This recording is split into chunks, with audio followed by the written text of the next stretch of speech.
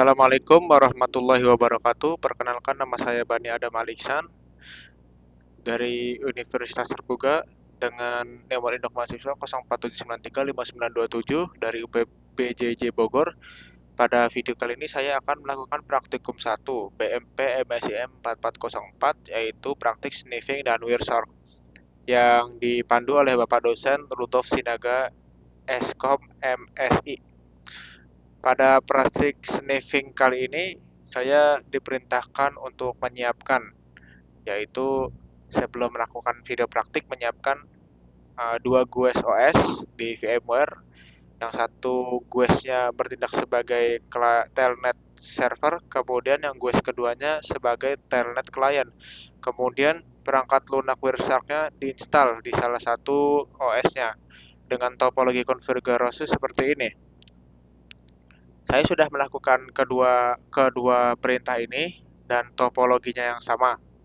Kemudian ini buktinya, saya sudah melakukan konfigurasinya, yaitu klien dan server, dan masing-masing sesuai perintah dari Bapak dosen. Masuk ke langkah yang ketiga. Untuk menjalankan Wirshark sniffing, saya di virtual client-nya harus mengetik sudo Wirshark untuk membuka Wirshark-nya dan klik 2 kali pada interface INS33. Kemudian Wirshark akan mulai berjalan ditandai dengan grafik yang mulai bergerak.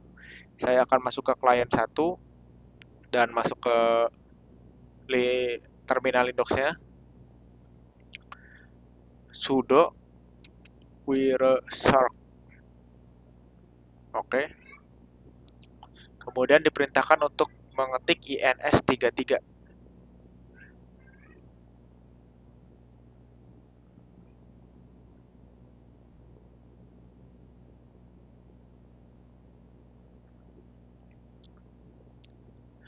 Oke.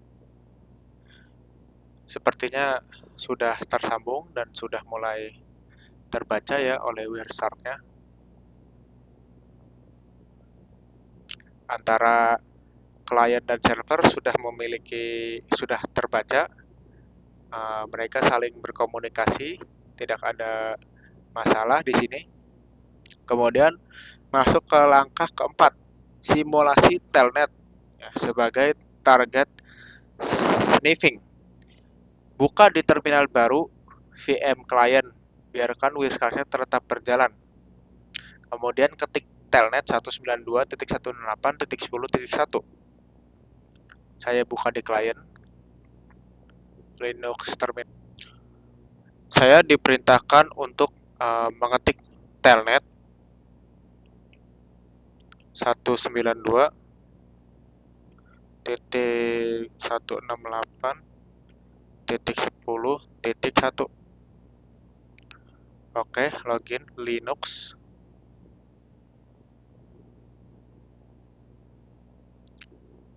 Sudah. Sepertinya saya sudah masuk ke Linux. Dan kemudian untuk langkah berikutnya, setelah saya melakukan login Linux dengan username Linux-nya, saya diperintahkan untuk mengetik perintah bebas, contohnya ls misalnya.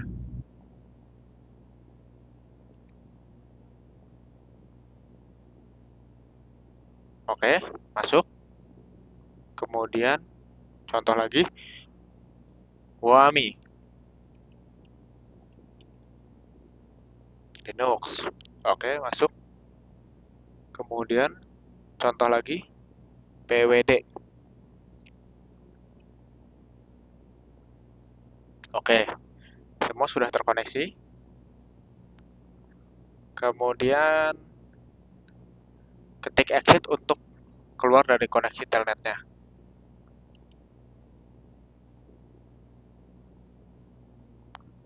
Kemudian analisis data di Wirshark. Kembali ke Wirshark, kemudian klik tombol stop kotak merah di kiri atas. Pada kolom filter, ketik telnet dan tekan enter. Cari baris yang memiliki info data, klik kanan pada baris tersebut. Oke, Eh, kembali ke Wireshark, kemudian kita diperintahkan untuk matikan Wiresharknya. Oke, Wiresharknya sudah mati. Ini sangat banyak datanya. Kemudian eh, pada kolom filter ketik telnet dan enter. Filter telnet ada di sini dan enter. Telnet data. Di sini ada muncul. Cari basis paket yang baris paket yang memiliki data tadi sudah ada info datanya. Lalu klik kanan pada baris tersebut. Pilih follow TCP stream. Ini kita gedekan saja. Contoh follow TCP stream. Oke, sepertinya sudah masuk.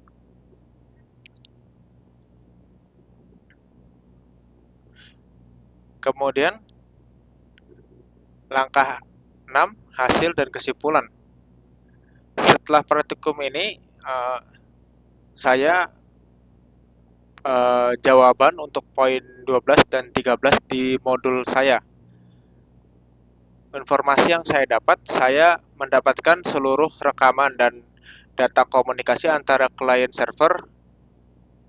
dan server karena Telnet tidak menggunakan enkripsi. Saya bisa melihat username dan password administrator secara jelas dalam bentuk teks biasa, plain text. Selain itu, semua perintah yang dieksekusi di server juga terekam dan dapat dibaca. Nah, di sini saya benar-benar bisa melihat password ya, walaupun di sini tidak ada passwordnya, tapi setidaknya saya bisa melihat password karena si Telnet ini tidak dienkripsi sama sekali. Kemudian kesimpulannya, uh, sniffing pada protokol Telnet membuktikan bahwa protokol ini sangat berbahaya untuk digunakan di jaringan publik maupun lokal karena seluruh kredensial dikirim tanpa perlindungan. Kesimpulannya, protokol Telnet harus diganti dengan SSH, Secure Shell, yang mengenkripsi seluruh trafik data untuk mencegah pencurian informasi melalui teknik sniffing.